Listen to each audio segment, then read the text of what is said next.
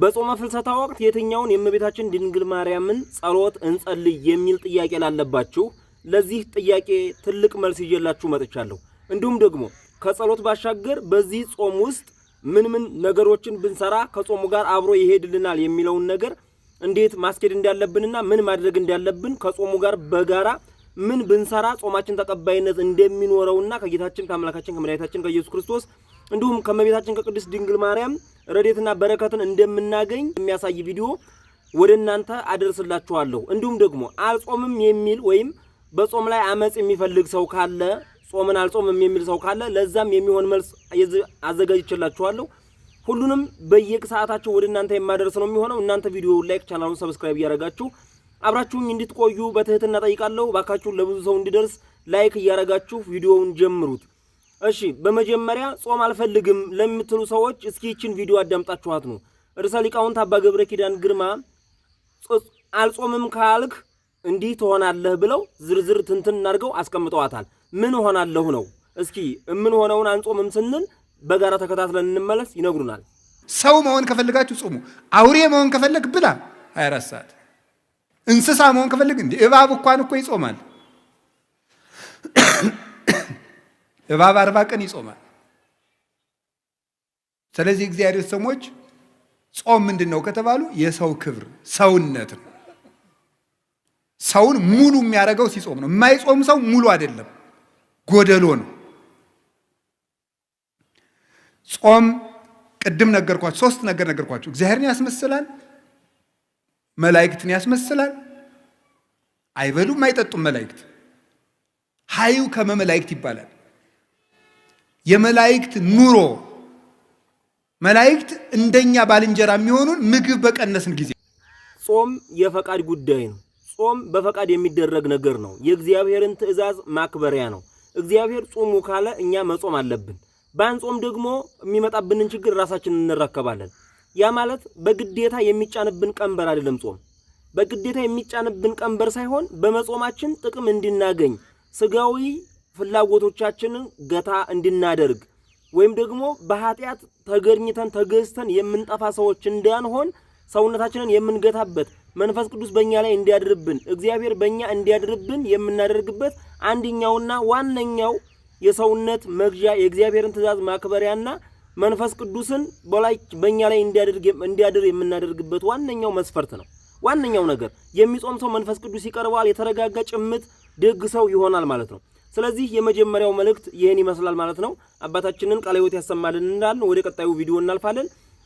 የጾሙን ይችን የፍልሰታን ጾም ስንጾም ምን ጸሎቶችን ብንጸልይ ጥሩ ነው የሚለውን አሁንም ርዕሰ ሊቃውንት አባ ገብረ ኪዳን ግርማ እነዚህን ጸሎቶች ጸልዩ ይሉናል።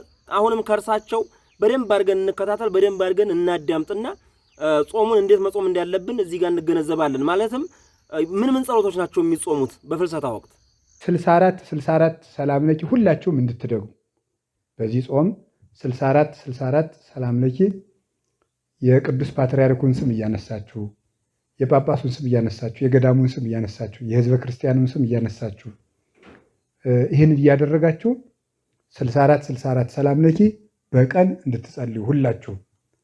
መነኮሳቱ ይጸልዩታል የሁል ጊዜ ጸሎታቸው፣ ግን እኛ ይችን እንድንደግም አደራ እላችኋለሁ። ውዳሴ ማርያም ሙሉ የ7ቱን ቀን ቅዳሴ ማርያም እንዲሁ እና እመቤታችንን ለሀገራችን ሰላም ስጭልን፣ መከራውን አንቺ አርቂልን በጸሎትሽ፣ የአስራት ሀገርሽን አትርሻት፣ ለእኔም ደግሞ አንቺን የሚወድ ልብ ስጭኝ እያላችሁ ጸልዩ። የእመቤታችን ፍቅር ካለ ሁሉ ነገር እናገኘዋለን። ሌላው ሁሉ ትርፍ ነው። እግዚአብሔር ለሚወደው ደቀ መዝሙሩ ሰጥቶት የሄደው ሽልማት ድንግል ማርያም ነው። ለእኛም እሷን ከሰጠን ሌላው ይበቃናል። ሌላው በእሷ ይገኛል። አባቶቻችን እነ ቅዱስ ያሬድና አባ ጊዮርጊስ ጥበብን በእሷ አግኝተዋታል። አባቶቻችን እንጀራውንም በእሷ አግኝተዋል። ሹመቱንም በእሷ አግኝተዋል። የምታስፈልገን እሷ ናት። እሷን ከሰጠን በእሷ ሌላው እናገኘዋለን። አሁን እንዴት አድርጋችሁ ልታደርጉ እንደምትችሉ ልንገራችሁ። እንግዲህ በጾመ ፍልሰታ ወቅት 64 ጊዜ የእመቤታችንን ሰላም ለኪን የምንደግም ከሆነ ውዳሴ ማርያምና ቅዳሴ ማርያምን እየጸለይን የምንቆይ ከሆነ 64 ጊዜ መጸለያችን እንዳይጠፋን የሆነ ምልክት ማስቀመጥ እንችላለን። የሆነ ምልክት ማስቀመጥ በእጃችን ሊሆን ይችላል። ለምሳሌ በእጃችን እዚህ ጋር ክርክራቶቹ አሉ። ክርክራቶቹን እያሰብን አራት እዚህ ጋር አንዱ ላይ 3 አሉ፣ እዚህም ላይ 3፣ እዚህ ላይ 3፣ እዚህ ላይ 3 ብለን ስንት አመጣን ማለት ነው? 4 ጊዜ 3 12። እዚህ ጋር 4 ጊዜ 3 12 24 ሁለት ጊዜ ሲሆን 48 እናረግና እንደገና ለ64 ስንት ይቀረናል? 16 አካባቢ ይቀረናል። 16ቱን ደግሞ አሁን ምን መጣና 12 አርገን ከዚህ አርገን ከአውራጣቶቻችን 4 ጨምረን ጠቅላላ 16 ይሆናል። 64 ሆነ ማለት ነው። 64 ሆነ። ስለዚህ ለምሳሌ እኔ እንዲህ ልል እችላለሁኝ። ሰላም ለኪን ዘነሰግድ ንብለኪ ማርያም ምናስተበቋኪ ማርያም ነው የተማይጸነኪ በእንታና እምኪ ወያቂ ማቡኪ ማህበረነ ዮም ድንግል ባረኪ ልል እችላለሁ። በዚህ በሶስቱ አሁን 3 ጊዜ አልኩ ማለት ነው። ወይም ደግሞ በግዕዝ አይደለም በአማርኛ ነው የምትሉት። እናታችን ማርያም ሆይ ሰላም ላንቺ ይሁን እያልን ሰግድልሻለን፣ ማልድሻለን፣ ከአዳኝ አውሬ ታድኝን ዘንድ ተማጽነንብሻል። ስለ እናቴ ስለ ሐና ብለሽ ስለ አባቴ ስለ ኢያቄም ብለሽ ድንግል ማህበራችንን ዛሬ ባርኪልን እንድንል እንችላለን። አሁንም ደግሞ ደግመን እንደዛው እንላለን። ወይም ጸሎተ እግዝእትነ ማርያም ጋር ከሆነ ሰላም ለኪን ጨርስና ጸሎተ እግዝእትነ ማርያም ጨርሰን ተመልሰን ሰላም ለኪን ጸሎተ እግዝእትነ ማርያምን እያረግን ወይም የእመቤታችን የድንግል ማርያም ጸሎት የሚለው ሉቃስ ላይ ያለውን ማለት ነው እሱን እየጸለይን እንሄዳለን ማለት ነው። እንደዚህ ካደረግን 64 መሆኑ ይለየናል። ካለበለዚያ ዝም ብለን ሰላም ለኪን የምንል ከሆነ አይለየንም፣ አይገባንም። 30ኛ እንሆን 31ኛ እንሆን 13ኛ እንሆን 40ኛ እንሆን በፍጹም ሊለየን ስለማይችል በዚህ መንገድ ጸሎት ማድረግ እንችላለን። በዚህ መልክ ማሄድ እንችላለን ማለት ነው። ስለዚህ በዚህ መልክ 64 ጊዜ መጸለይ እንችላለን። ደግሞ ከዛ የምንጸልየው አባታችን እንዲያሉን የውዳሴ ማርያምን ለምሳሌ እስከዛሬ የዕለቱን ነበረ። አሁን ግን ምንድነው የምናደርገው? ከቻልን ማለት ነው። ካልቻልን ያችኑ የዕለቱን እናደርጋለን። የምንችልና ጊዜ ያለን ምን ሆን ከሆነ ምን እናደርጋለን መሰላችሁ? ከሰኞ እስከ እሁድ ያለውን መጸለይ። ከሰኞ እስከ እሁድ ከቻልን እዛ ላይ ማናት አንቀጸ ብርሃንን እና የወዲስ ጓ መላእክትን እንጨምራለን። የወዲስ ጓ መቼም ሁሉ ጊዜም ስለማናስቀረው ብዬ ነው።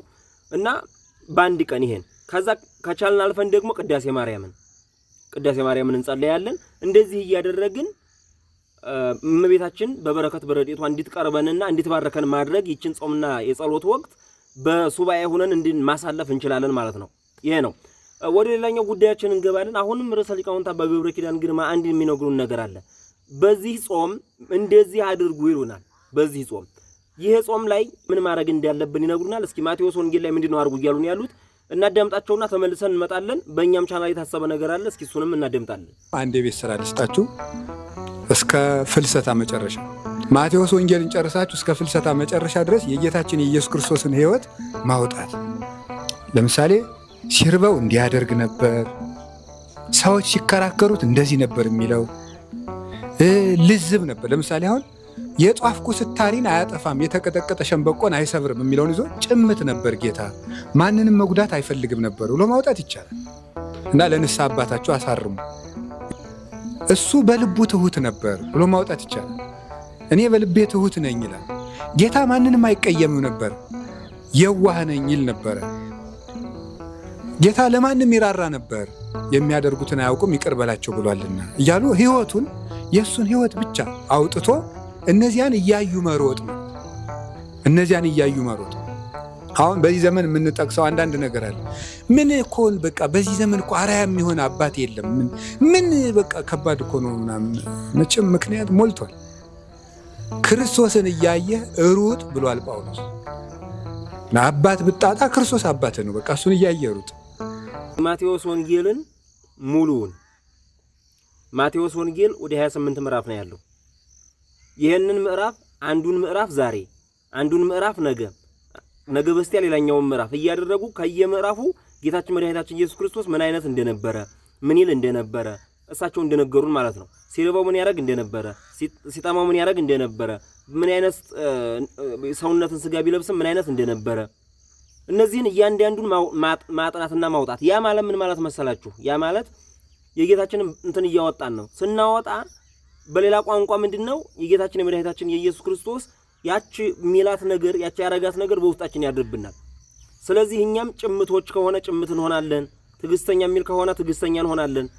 ምክንያቱም ምን እያደረግን ያለነው መጽሐፉን እያጠና ነው፣ ወደ ውስጣችን እያሰረግ ነው፣ እያስገባ ነው ያለነው እና እንደዚህ እንድናደርግ ነው የታዘዝነው ማለት ነው። ስለዚህ ከዚህ ጋር በተገናኘ በዚህ ምዕራፍ ጌታችን እንደዚህ ነበር፣ በዚህ ምዕራፍ ጌታችን እንደዚህ ነበር፣ በዚህ ምዕራፍ ጌታችን እንደዚህ አድርጓል፣ ይሄን ሰርቷል እያል እያወጣሁ እየመጣሁኝ እዚህ ዩቲዩብ ላይ ለእናንተ ምነግራችሁ ስችል በቀጥታ ስርጭት ሳልችል ደግሞ እያዘጋጀው ቪዲዮ እየመጣው ለእናንተ ማሳውቃችሁ ነው የሚሆነው፣ ወደ እናንተ ማድረስላችሁ ነው የሚሆነው። ስለዚህ ማቴዎስ ወንጌልን ሙሉ ምዕራፉን ያለውን የማቴዎስ ወንጌል ምዕራፎቹን ሙሉውን እንነጋገራለን። በዚያም ማውጣት ያለብንን ነገር እናወጣለን። በዚህ ሚዲያ የጾመ ፍልሰታን ሙሉውን ይሄን እያደረግን እንቀጥላለን ማለት ነው። ይሄን ለማለት ፈልጋለሁኝ። እንግዲህ እስካሁን ድረስ ስለተከታተላችሁን፣ ስላደመጣችሁን፣ አብራችሁን ስለቆያችሁ እናመሰግናለን። ጾሙን በሰላም አስፈጽማ መብርሃንም በዓለ ትንሣኤዋ እንድታሳየን ጌታችንም በእመቤታችን ረድኤት በረከት እንዲባረከን እንዲጠብቀን ቅዱስ ፈቃዱ ይሁንልን። እስካሁን ድረስ እንድትነጋገር ስለረዳን ከበረ የተመሰገነ ይሁን። ወስብሐት ለእግዚአብሔር። መልካም ጊዜ ይሁንላችሁ።